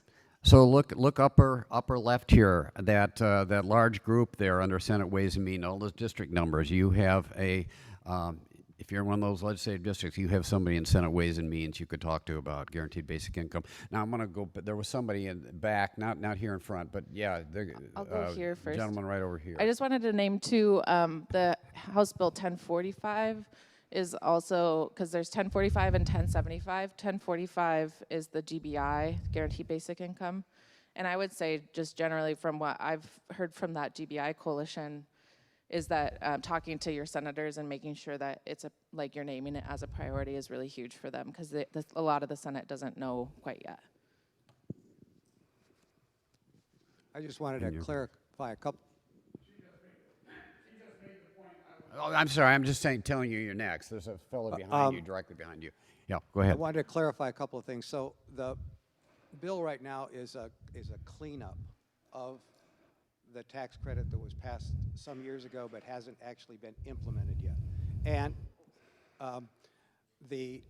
there's an amendment currently attached to that by the committee the executive committee that's passed it out of executive committee. We would like that amendment to be dropped eventually. Yeah. These are great questions. So let me repeat it just so the people on the Zoom will hear. The question is, Representative Tai mentioned that the bill is likely to get voted out of committee today. It'll be out of the House Finance Committee, but there's going to be an amendment that says subject to appropriations. So that's the question. What's our position now? Yeah, this is a great question. So generally on the subject to appropriations amendment, that one in particular, we are encouraging the members to reject. It is very possible that that amendment stays on there, which we will continue to troubleshoot during session and figure out if there's ways we can take that off later. But if you're having conversations with anyone today that's at the House Finance Committee, who is on the House Finance Committee, you could ask them if you don't know. You can just let them know that that amendment on the subject to appropriations, we encourage them to reject. That being said, your other question about what these bills do. So the Working Families Tax Credit is fully live right now, and that's after many years of infrastructure build-up. So these bills, so the 1477 bill, you could kind of think of that one as a cleanup bill, but it's basically some barriers and accessibility things that we identified during that setup of the program. So that's kind of what that bill's about. And then the 1075 is purely about expanding the eligibility pool. great questions. Okay. In the front row here, there's a question. Oh, it's done. Okay. Awesome. Any questions? So the Poor People's Campaign listened to the state treasurer on the baby bonds future funds. It's, I mean, something new to me, but I know that the Poor People's Campaign has made that a top priority to break generational poverty. Great. And you could probably speak Good. to the Yeah. bill itself. Kristen has a comment. Okay. Right now, that Washington Future Fund, Senate Bill 5125, that has been referred for a it's gone past the Senate policy, the Policy House Committee. It's now to Ways and Means, and we sent a letter along with 48 other organizations to Senate Ways and Means to hear it, to have a hearing on the Washington Future Fund, the baby bonds, the $4,000 at birth to all children born with Apple Care, so that when they are adults from 18 to 35, can use that funds for education, housing, and whatnot. So, or small businesses. So if you have someone on Ways and Means or influence the money, we would like a hearing and to get that going. So that's where we're at with that, is to have a hearing. Chris, can you It's pass Senate Bill 5125. It is called the Washington Future Fund Baby Bonds. And it was on the recommendation by our treasurer, Mike Pelliciotti. And it is, the prime sponsor is Senator Yasmin Trudeau. I have 40 copies of this graph up there. I'm going to put them on the table here in the front. There's a question here. Kristen, And also we have a bill tracker, and you can see our legislative agenda on our website. So if you have your cell phones, you can also always go there to take a look at some of the bills as well as the legislative agenda.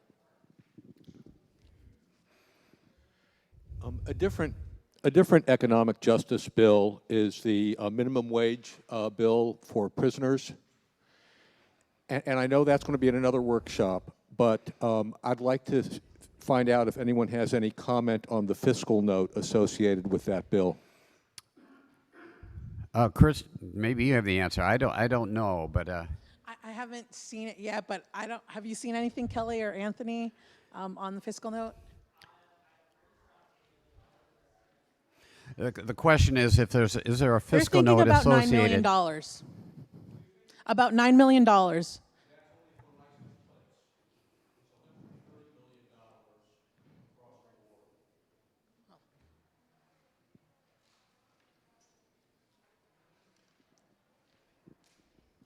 Yeah, so there's going to be some amendments that are going to be introduced. So the fiscal note, I believe that's on there now, is what it would be funding it at the full minimum wage. But there's going to be some concessions that are made, and I think what they're expecting to be able to get through, it'll come down to about $9 million. But the amendments haven't been drafted or introduced yet. Well, thank you, Kelly, for the most up to date. Okay, there is, as we mentioned, the FAN has an economic justice working group. If you're not on it already and would like to be on it, send an email. This is not too hard. Economic justice, all run together, lowercase, @fanwa.org. Just send an email with your name, and we'll add you to the 140 so FAN members who are members of the economic justice working group. Economic justice @fanwa.org. Thank you all for coming. And thank you, Emily, and thanks for Kristen for helping. Sorry, just last thing. Go ahead. Hi, I'm Leela. I work closely with Emily with the Working Families Tax Credit Coalition. I know some of you in here. I'm going to be grabbing some social media content, just asking folks if they're willing to take a photo or a short video sharing why you support the Working Families Tax Credit. So if you're not in a rush when you're heading out, I'll just be kind of at the doors there, and I would love to grab a few of you for that if you're willing. Thank you so much. Thank you, everybody.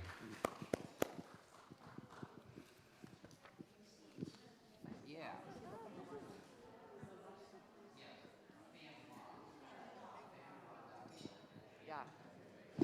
Green shirts. Oh, cool. Oh, no, I just didn't know.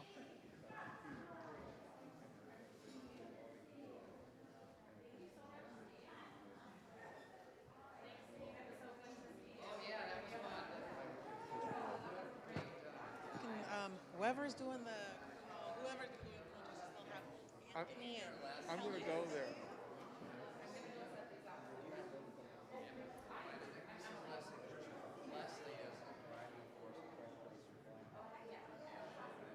They're both Important.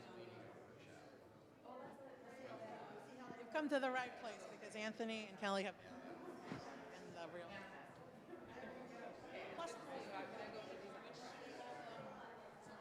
some paperwork that they put out there. So Fred will be joining you on. Oh, awesome. So you're going to be talking about 50. So I'm 32. Yep. Yes. So this is so these are like kind of the counterparts. If you're in the Senate, the money is the ways and means. If you're in the House, it's called appropriations. So if you have you're like divvy out the money. I'm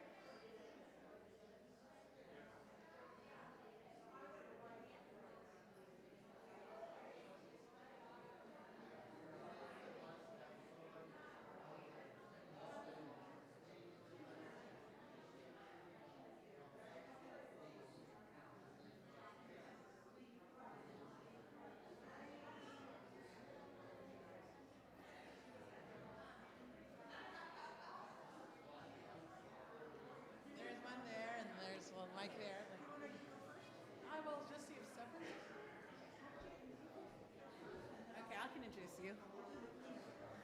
Oh no, I'll introduce you, and then you could go first, because I think you got a lot to say. Aren't you doing the gun thing first, though? I could, or I could just. I'll introduce you first, and then I'll do the gun thing. Or You introduce me if you want, but do the gun thing, and then I'll just okay, use sure. the rest of the time for. Okay. Oh, Severin? Do you have the Washington Coalition of Police Accountability website ready? And I am just the bill tracker, if possible. Okay, you have that. Okay, maybe you. Okay. Let's see. It's okay. It's time. Let's see. Yeah. Yeah, it's 10:40. Yeah. Oh, it's 10:45? 10:40. All right, well, welcome everyone. This section of the workshop is police accountability as well as gun responsibility, public safety. So I just wanted to put that out there in case this is not your room. But if those are the issues that you wanted to be in, you are in the right place and at the right time. I'm Kristen Eng. As you know, I'm the Fan Policy Engagement Director. Today with me is Leslie Cushman. Cushman from the Washington Coalition of Police Accountability. Unfortunately, Tremaine Edwards from Alliance from Gun Responsibility cannot be here today, so I will be presenting the gun responsibility bills that are happening in the legislature, and it's a momentum from last year. There was momentum that FAN was part of with regards to the restrictions of high-capacity magazines down to 10 rounds. That was done. That was the last thing taken by the legislature before 5 o'clock, and it took a while, but it got passed after so many years that it did not. There was also a restrictions of open weapons and carry at the Capitol. That's why you won't see guns around people's offices anymore, around that area, as well as election-related facilities and schools, and the ending of the ghost gun loopholes. That FAN had that as their priority, part of their agenda last year, and those 3 bills passed. Thank you. Thank you for your advocacy. This year, we're also looking at the top 3 bills with our coalition partner, which is the Alliance for Gun Responsibility. You can go ahead and take a look at their website. Their color is also orange. So hunger and gun responsibility is actually the orange color and is often worn by advocates. To go over our gun responsibility bills as well as public safety bills that we have, I would say the first one is House Bill 1240. That is the ban on the sale of assault weapons. And that is prime sponsored by Representative Peterson. In his district 8 years ago, he often cites that there was a young man who was a bit disturbed and took an assault weapon at a party and killed 3 people and injured 1. It was only fortunate that this person did not know how to really use that gun, but was still able to inflict that amount of harm. And in fact, with assault weapons, it is 11 times more likely the weapon of choice in mass shootings, and 7 times more likely that is the weapon that kills an officer. So these weapons of war, as this representative said, should not be prolific in our streets and easily accessible to our youth, to our young adults, and that is why they would like a ban on the sale of assault weapons. This has been probably put out here for like 7 years or so, but this may be the year that it passes with your advocacy, and that is House Bill 1240. That's the moving bill. There is a Senate companion bill, and it has, let me see here. Yeah. So whoever you talk to, please talk about that one, as well as Senate Bill 5078. This is the Firearms Industry Responsibility and Gun Violent Victims Access to Justice Act. Oh, it is 5078. Yeah, 5078. I'm gonna grab my laptop here for a second, or hold on. Well, maybe I'll talk about these bills, then I'll grab it all, but this is about firearms responsibility. This is about the market, that they are responsible in the marketing and manufacturing, that they should not be marketing these things to children. They should also be extra responsibility in their inventory controls. making sure that none of these guns are actually stolen or gone from their inventory and stock, as well as the way they market it. Are they marketing it so that a legal gun becomes an illegal gun because they're telling people you can do this and it can do this, and it can suddenly fire more bullets or be more harmful to people. As well as, right now there's a federal law, that's why I went to my laptop, because that's where I remembered the federal law was, that prevents a federal right of action, that prevents families from suing on a civil remedy. But this particular law would allow the Attorney General to sue based on the Consumer Protection Act, as well as public nuisance, as well as allow families to have a civil remedy if they are violating and not responsible. If the firearms, basically the people who are selling and manufacturing are not responsible.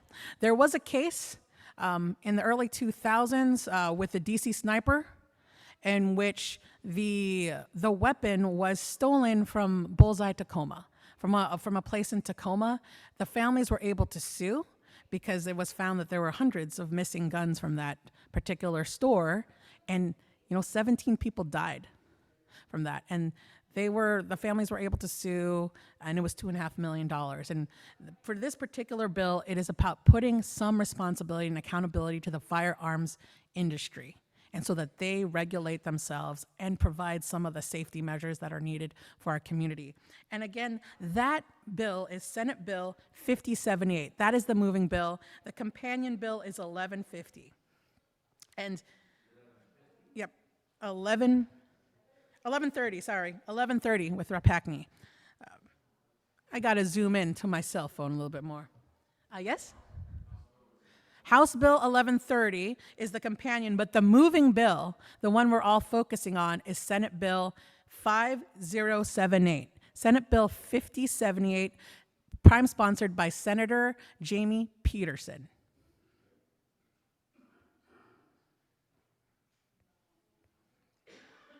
The last bill gun responsibility bill that we have on the FAN agenda, it is House Bill 1143. This is prime sponsored by Liz Berry. This is the moving bill. When I say moving bill, it's like, what are you talking about, right? It is the one that's going through the hearings, that is taking all the actions and will likely pass and then move to the other chamber. We'll move to the Senate or we'll move to the House. And so this is where all the actions is taking place right now. So that's House Bill 1143.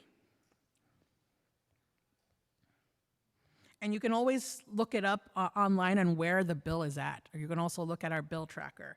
This is requiring more, I would say, permits to purchase firearms, the permitting process, a 10-day waiting period, requiring people that are buying these new guns to actually get training. This would probably save some people's lives, maybe their own or others. And that they have to go through a background check by the State Patrol. So there's additional measures in order for a person to purchase a gun. Right now, if you wanted a shotgun, you could get it this day. There's only certain guns that you do have a waiting period for. I remember this during the pandemic because there were people who were kind of afraid and fearful, and they were gunning guns. But I was like, really? You could just get it right like that?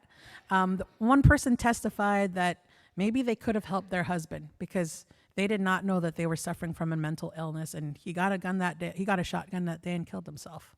So it's not just about mass shootings, but it's also preventing someone from self-harm that may have just needed that 10 days or take an evaluation or whatnot, a background check. And so these bills are really to ensure that we are safe, that that manufacturers aren't selling to people that they know. Like basically that they're taking measures. Where the firearms responsibility, it's like you're taking measures to make sure that you're not selling to gun traffickers or straw purchasers, that you are taking some initiative rather than just letting the community or law enforcement figure it out. So that's the trio of the gun responsibility bills. And that has been very intense and likely will be the fight of the legislature and is looking like more of a bipartisan fight. I would say partisan fight. Like the gun responsibility bills of last year that passed by bipartisan lines. I would say the Democrats did increase their lead this year, 58-40 in the House, and I believe 29-20 in the Senate. But that doesn't mean you need everyone. Yes, what's your question? Sure.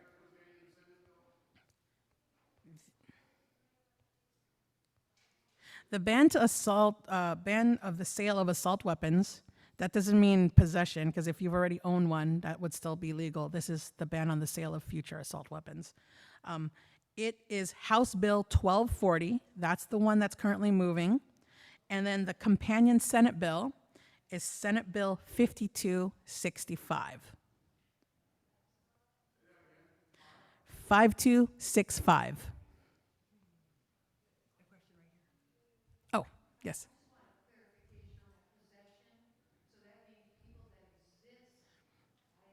No one will be taking away their guns. If you've already owned one, no, they're not. The government is not taking it away from you. But it is about the happening in the present and the future, and likely it is to prevent more of these assault weapons getting into young people's hands, more like young men's hands, because of the mass shootings. Alice. 1140. Yes, House Bill 1143 is the permit to purchase firearms. That the prime sponsor is Rep. Berry. In the Senate, the companion bill is Senate Bill 5211, with Senator Marco Leas as the prime sponsor in the Senate. So there are champions for this in both the House and the Senate. They're pretty strong champions, and they're going to fight for this. And I do believe that all of these will likely get a floor vote. So this is about really pushing your legislators to vote for it, because it'll likely get to the floor vote. When I say that, because sometimes things don't even get to the floor. Either they never pass Rules Committee, they never pass the fiscal, but likely these bills will get that. So every single legislature that you meet with, please tell them to vote yes. And then, oh, go for it.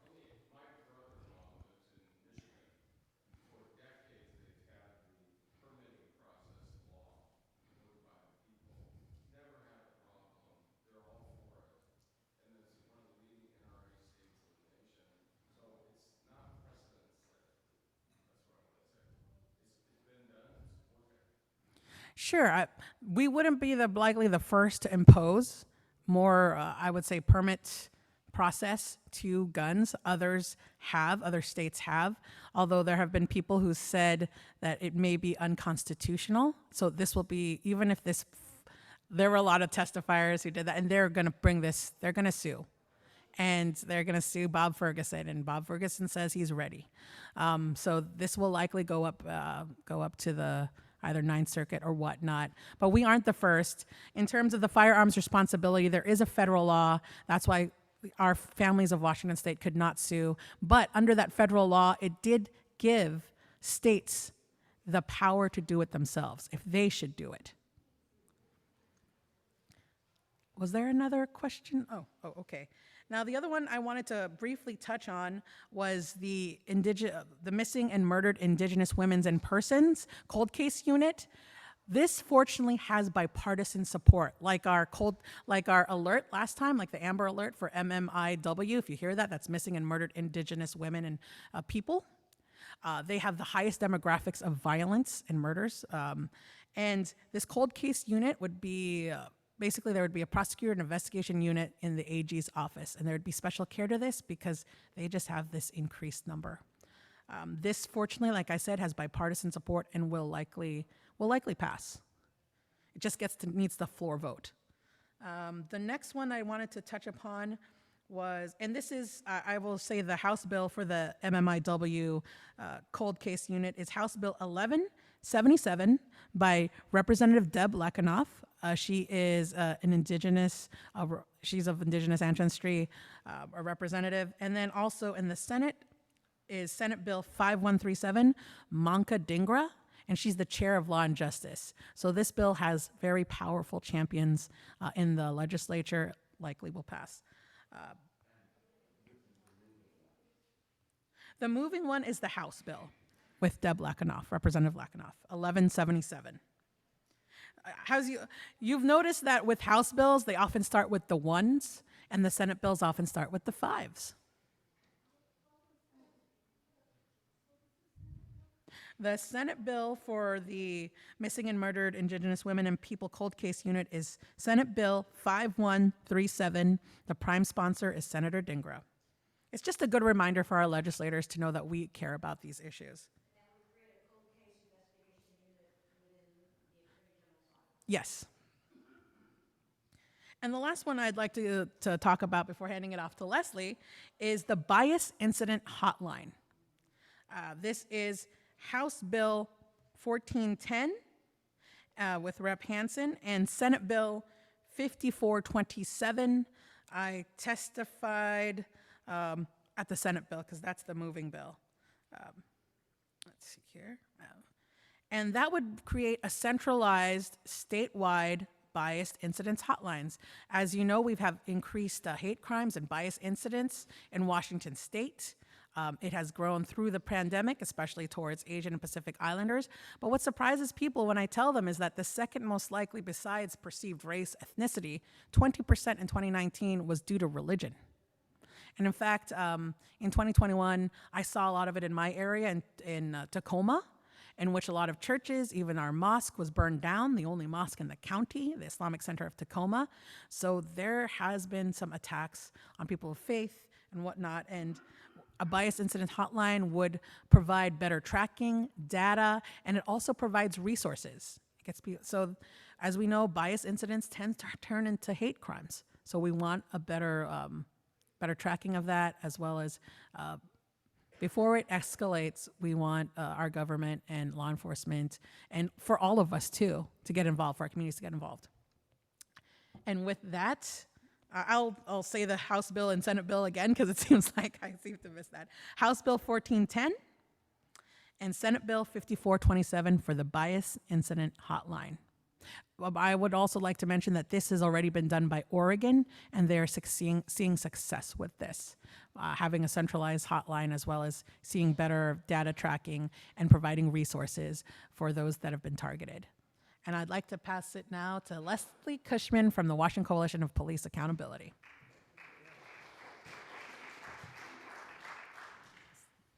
Good morning, everyone. I'm really glad to be here. Can you hear me? Okay, so I know many of you because I worked on Initiative 940, and I know Lauren, and I know Anila, and I know other people. I know Mike in here, so if I don't recognize you, I want to thank you for that, because that was just a life-saving, state-changing piece of work that we did with the signature gathering and then getting it all passed. So thank you for that. I'll give you a little background. After 940 passed, what our coalition did was do extensive work on implementation of the law. That's one of the values that we bring, is you don't just pass a bill, you got to make sure that it's understood and there's work. So when these bills that Kristen told you about and you're learning about, remember there's work that happens afterwards, and you can get engaged in that. It's really important work, comments and meetings and coming to the table. So it's not done after it passes. And we also know that it's hard to get a bill introduced, then it's hard to get a bill to get a hearing, and then to get a bill moving. And so the bills we're talking about today are actually alive and have a chance to get enacted. So that's very important. The Washington Coalition for Police Accountability is centered on families who've lost loved ones to police violence. That is our governance. That's the lived experience we rely on. And I actually wish someone was here today with me, but they would have to get on the freeway and come to Olympia. And they're actually in meetings, virtual meetings today with legislators. So I'm here I'm their backup, and that's my role here. I'm sort of a staffer when we think about how the work is done at the Washington Coalition for Police Accountability. We have a number of really important bills this year. I'm going to tell you about them, and they all relate to our mission to reduce police violence and increase police accountability. You know that in 2021, there was 14 bills passed at the legislature addressing policing as a profession. And we've heard that was enough. We're shutting the door. You're done. And I'll tell you that before 2021, police were essentially unregulated or self-regulated, okay? So that 14 was just a beginning. There's a lot more work to do. And when we see things like what happened in Memphis to Mr. Nichols, we can't point over there and say that's happening there. That could easily happen here, and it has happened here, and it is happening here. So we're working on that, and our bills to do that add two important features to accountability, and I'm going to write my numbers down here. So House Bill 1025 creates a state private right of action for victims and families of police violence, and it is a way to get around qualified immunity. So our Supreme Court, I guess it was a Court of Appeals, has said, so this statement I'm making right now is not about qualified immunity, it's about our Constitution. Our Washington State Constitution is more protective than the US Constitution. But our courts have said until the legislature gives us an implementing law, so puts something that gives it some life, we can't go to court under our state constitution. Anil, you're an attorney. You're an attorney. There's other attorneys in the room. That's kind of funny, right? Steve, you're an attorney. So we need House Bill 1025 in order for families and victims of police violence to be able to sue for violations of their constitutional rights. This bill has been introduced by Representative Tai, and it's co-sponsored by Julia Reed, and it has maybe 16 other sponsors. We sent a letter this morning to the Committee on Civil Rights and Judiciary. It's going to pass tomorrow out of the committee, and it came up for a vote last Friday, and they didn't have enough yes votes among Democrats. So the last week we have busted our buns with pressure, and if Kristen wants to share the letter I just sent to this committee with, it shows you the breadth of support for House Bill 1025. 53 organizations in the state representing thousands and thousands of Washingtonians are supporting this bill. There's a substitute on the bill, and we support that. We've had to make some compromises. Y'all understand compromise. You compromise until you don't recognize the bill anymore. One of the things that I tell myself, this proposal they're asking us to accept, would I think it was a good idea if I just saw it and didn't know about my other bill? And sometimes that's what I use as a measure. Yeah, that's a good idea. We can live with that. Other times I ask us to take too much away from our proposals. So there's a substitute, and we are in favor of it. It leaves the protections for the Constitution in place. The bill that is introduced it had a phrase that said under the state constitution and Washington laws. That Washington laws was too broad for people, so we've specified two laws. One of them is the Keep Washington Working law, which many of you know about, and the other one is the use of force law. So violations under the state constitution or Keep Washington Working or the new model use of force law, which is RCW 10-120-020. So that's House Bill 1025. We need you to keep pressure up. It's going to House Appropriations next. I think the fiscal ask is going to be around $5 million. The money isn't the issue. That's not very much money. And if they say it's a lot of money, say all that money represents liability and risk from misconduct, right? That's what the fiscal note in this bill represents. It's the size and shape of police misconduct. So that's House Bill 1025. It does not have a companion bill in the Senate, but you can talk to your senators about it and say it's coming over. We hope this is the year for this bill. It was introduced in 2021 as House Bill 1202. It has changed considerably. We sat down with the cities. Local governments are opposed to this bill because it allows them to be sued. And it doesn't have any individual police officer won't be liable. They'll be indemnified. So when you hear about you don't want to sue officers, well, they're indemnified. So they're not going to lose their homes, they're not going to lose their car. Don't worry. They might lose their jobs because of discipline for misconduct, but that's the consequences. That's what accountability is about. Then we have House Bill House Bill 1445 is absolutely fantastic. It passed out of Civil Rights and Judiciary last Friday. It gives the Attorney General's office and strengthens their authority to do investigations of systemic misconduct at police agencies. And actually, we heard today, meeting with governor's staff, that the governor kind of likes that idea. And I'll tell you what he doesn't like when we get down to another bill, and it's where we're going to have to come up with some pressure. So House Bill 1445, it was sponsored by Representative Drew Hansen. Any questions about that? It's just a great bill. House Bill 1445. So you know that some of you are familiar with the Seattle consent decree. There was a consent decree in Yakima. There was one in Spokane. There's been investigations in Vancouver. The Department of Justice at the federal level has the authority to investigate patterns and practice of police misconduct. And this gives a similar authority to the Attorney General's office. House Bill 1445, it's about systemic misconduct and systemic, so if there's been lots of discipline, lots of uses of force, let's say the city of Auburn, where Jesse Saray was killed by Officer Jeff Nelson, and others were killed by Officer Jeff Nelson, and he probably had 60 instances of abuse and violence. That would be, we would say to the AG, we think you ought to go in, or they will know because people have sent them complaints and investigate, and then they can hold them accountable. They can suggest training, they can do injunctions, they can do all sorts of remedies at the police leadership level instead of individual level. Culture starts at the top, and this is really the goal of House Bill 1445. It's a great bill. The next bill I want to talk about is House Bill 1513. It has been sponsored by Chapalo Street. He's from the 37th, I believe, and he is enthusiastic about this bill.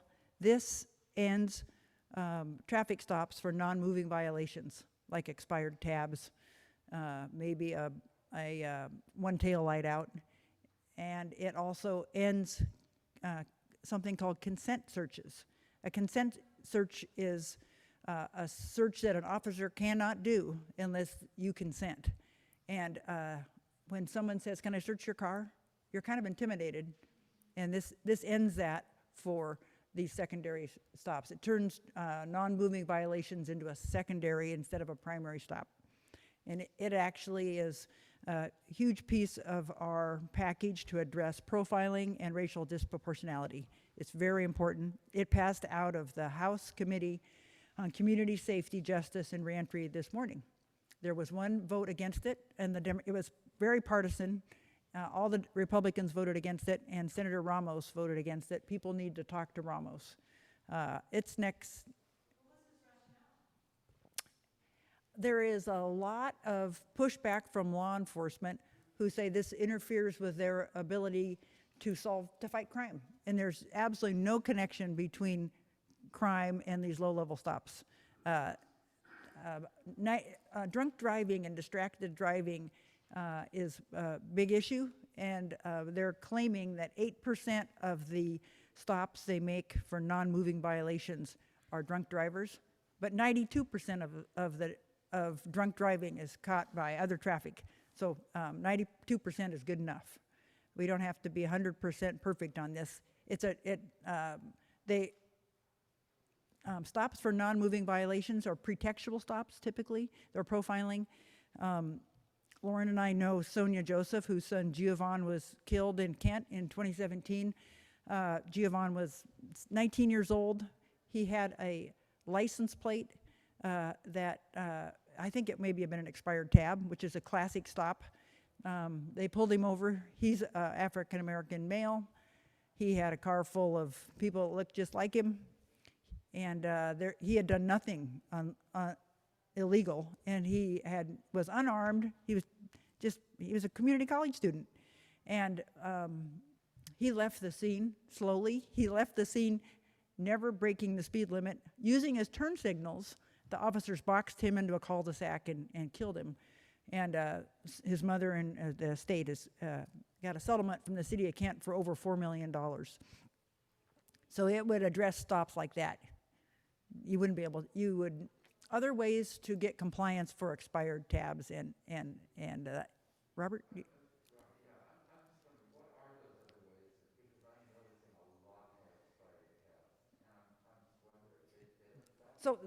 Well, one of the things this bill does, it does three things.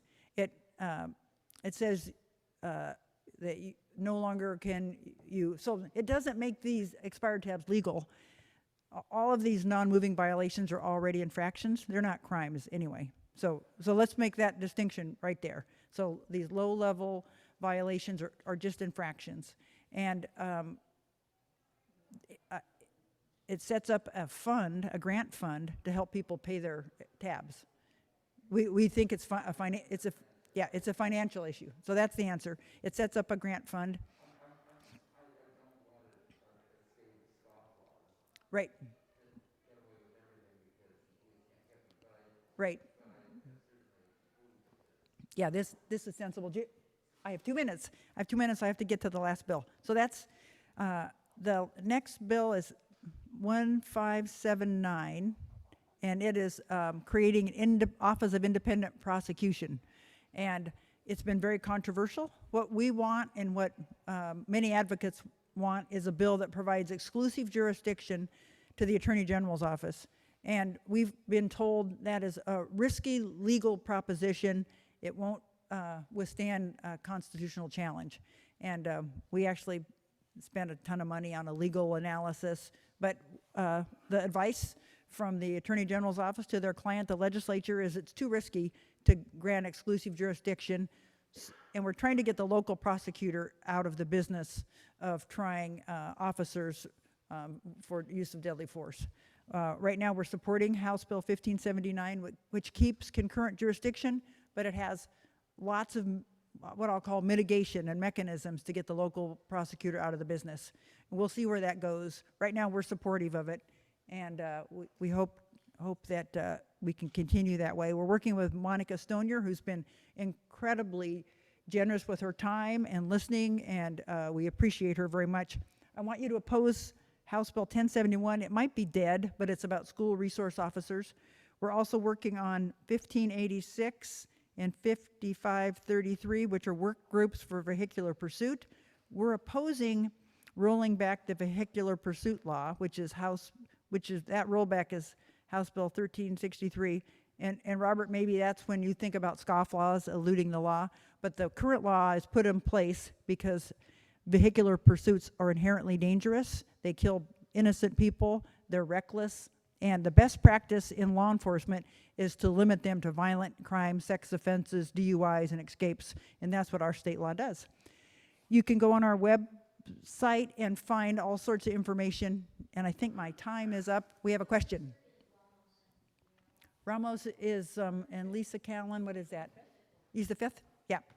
He's from North Bend area, Issaquah area, right there. Okay, good. Yeah, I just wanted to emphasize again to take a look at the Washington Coalition for Police Accountability site.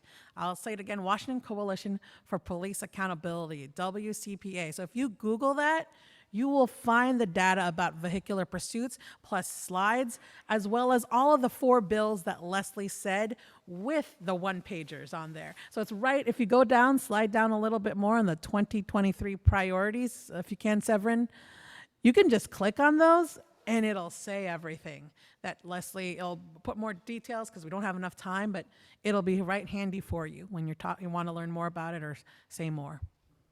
So thank you all. It's going to be now caucus time. Thank you, Leslie, so much.